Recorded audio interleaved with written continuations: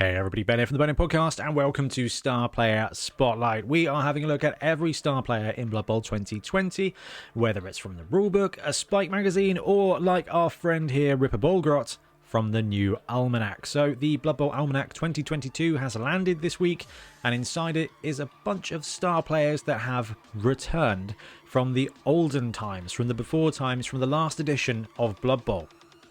And this guy here is the star player that we've all been clamoring for. Ripper was such a stalwart, such a massive element of Goblin teams.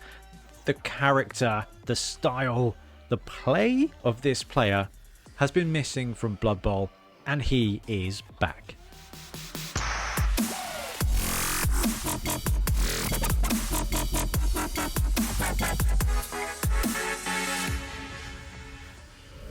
Okay, so Ripper Bolgrot, who is the Thinking Man's Troll, is a troll who plays for Badlands Brawls and Underworld Challenge.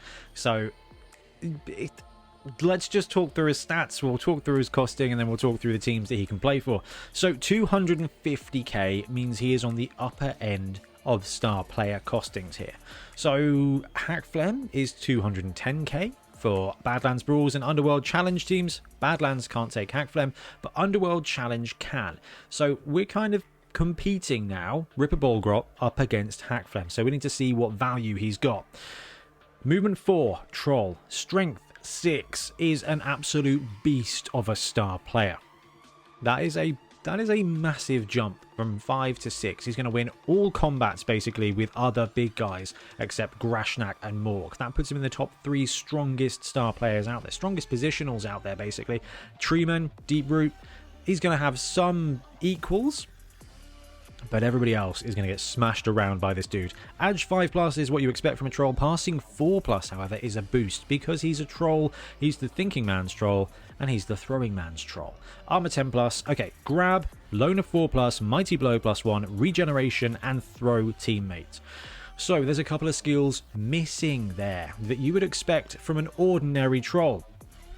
Really stupid, always hungry, are both gone. This guy has got no nega trait. This is a 250k troll who always does what you want him to do. And not just does he always do it, he always does it with 1 more strength and 1 more passing. So when it comes to throwing teammate, or literally just throwing your opponent into the ground via the block action, this guy is good to go. Now, he doesn't have the vomit skill. So you won't be vomiting on people. But I think that is a small price to pay for being able to mostly 2 or 3 die block everybody in the game. So he's got no combat skill, he's got grab, which means he's going to be able to position it, and this is where Ripper becomes such a strong star player. Ripper is not the kind of star that is going to win the game single-handedly. If you want a showboater, then Hackflem is your guy, Griff is your guy. If you don't want to be one of those people, then Ripper Bolgrot is just going to be there to be the ultimate facilitator. The best way to think about Bolgrot is to upgrade one of your regular trolls into him. So if you're running a league, you're running a team with a troll, you've got a Goblin team or a Snotling team, you upgrade one of those to a strength 6 passing 4+ dude with no nega trait. It's awesome. Or you do something crazy like run a tournament build with all 3 trolls, or there's just a ton of cool stuff you can do. But what he does is just do everything better than a regular troll. You guys know how I feel about trolls on the channel. I think that they are inconsistent, shall we say. Well, Ripper smashes that. The guy is massive. He's got beautiful strength. That passing 4+ is really going to be useful. Grab is going to help facilitate as well because we've got some good star players kicking around that, you know, can foul people. The Goblin team's got dirty player. The Snotling team's got dirty player. Grab is massive. He's going to be able to farm off his block targets to the next person to pass him off down the line. If you want to know how good Grab is, play against a Black Orc team. He's still got Mighty Blow. He's still got Regeneration.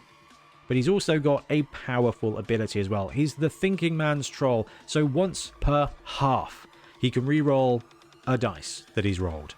Can't be an armor dice, but a block dice from the pool, or his agility test, or his throw teammate test. He can automatically roll it once per half. So twice a game, he gets automatic pro. which is wicked and I think really befits Ripper Bolgrot. The whole idea here is that he is an elite gentleman of a troll. Just think Beast from the X-Men. But they shaved him and he looks like a very old blue man. That's kind of where Ripper is. I love his hat. I love his skill set. Let's see which teams are going to love running him. So first up, we've got the Badlands Brawls team. Now, Badlands Brawl can't take Hackflem. And this is where I think Ripper's going to start coming into his own a little bit. Hackflem is so powerful. His movement is great. His agility is great. His ability to win games is just brilliant. Black Orcs can't take him. So the Black Orc team is looking for someone to make a difference. And Ripper could be that. Now, if you think of him as a 250k inducement, he is pricey. There's other things you can do. And yes, Bomber, I'm looking at you and I'm looking at bribes. Because there's a good way to kind of allow your team to still do stuff. But if you're running a tournament team for a Black Orc, then actually being able to take that troll and for an extra 135k, upgrade him to just a troll that's never going to let you down, except for, you know, skulls. Then actually, he's awesome for that angle. Or you take him as a second big bruiser or a third one in a Goblin team. You can take him as your troll in your Orc team. Ogres are going to be interesting as well. Ogres get access to just a plethora of star players. They can't take Hackflem. This adds more muscle to Ogres. So actually what you're likely to see is he's going to be a really good inducement when a Ogre is down in League. Or if you're running a tournament, you can upgrade an Ogre for 100k into Ripper Bolgrot to get that extra strength. That lack of Bonehead is going to be massive. Now, Chaos Dwarf having access to Badlands Brawl. I don't know how often you're going to want to take Ripper in Chaos Dwarf. There's going to be some mad lads out there that actually really like the Strength 6 action and his ability to just be there. You lose that throw teammate kind of combo that you want from that. So I wouldn't expect to see him in a lot of Chaos Dwarf rosters. But as an upgrade from an Ogre in an Ogre team or the Troll in any of the other Greenskin teams, I can definitely see him being a popular choice. Now, there's a crossover in a lot of these teams because he can play for Underworld Challenge as well. Goblins, Ogres, we've already talked about those. Snotlings, everything we just said about him being a troll upgrade absolutely comes into play. The difficulty with all of these rosters here is that if you want a bruiser, you've kind of got inbuilt bruisers in your roster. What you don't necessarily have on the Snotling team is that fast scoring threat. So what we're likely to see is him either be an upgrade for a troll in a standard roster or not taken because Hackflem just does too much stuff. Hackflem and Bomber for these teams is such an effective combination of game warping events that it's going to be popular. However, Ripper has a cult of personality that I think is probably matched by no other character from a miniatures game. There is just something about Ripper that's just awesome. Goblins are going to take him. Ogres, like I said, an upgrade for an Ogre. Snotlings, an upgrade for a Troll or just to roll another Troll out there. Underworld, you could see him potentially being an upgrade if you're going to go the Underworld Troll route. Now, Underworld and Skaven, they don't need additional scoring threats. Underworld with Hackflem is a great combo because then you've got two Gutter Runners. Skaven don't need Hackflem, they've got the Gutter Runner. Actually, Skaven being able to take a big bruiser could be an advantage. It is a really tough one, though. I can't see him falling into line with Skaven, Snotling, Underworld all that often.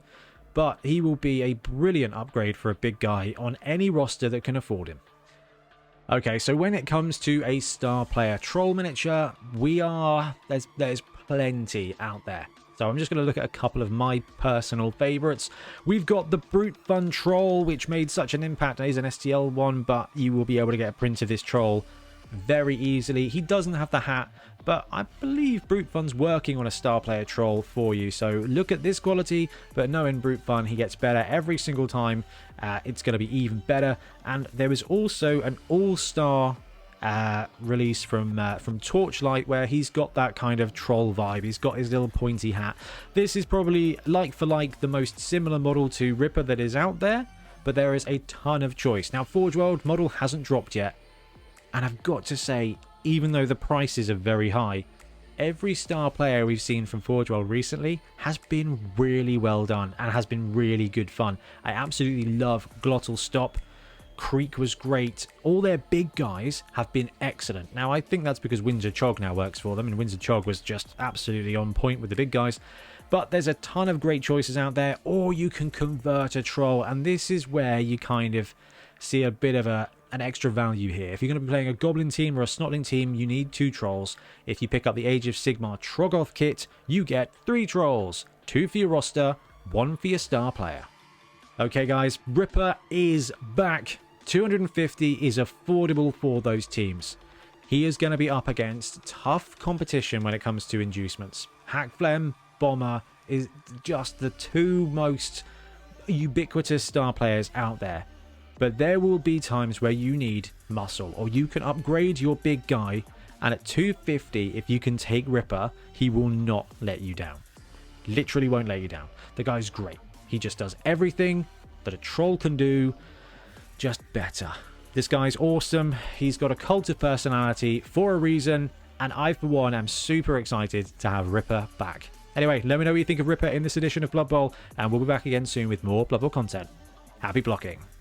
Thanks very much for watching. We really appreciate your support. If you want to support the channel even further, please like and subscribe. It really does help us out. Or come join us on YouTube Members or in Patreon, where you can get exclusive access to some content, some loot, early access to basically everything we do, as well as regular competitions. Or you can pick up some Bonehead Podcast loot either on our website at boneheadpodcast.com. We've got the Dungeon Bowl things, we've got tokens and stuff like that, or on our Spreadshirt site as well. Everything you do just helps us make more content and hopefully do it of better quality. Anyway, thank you very much for watching. Happy blocking.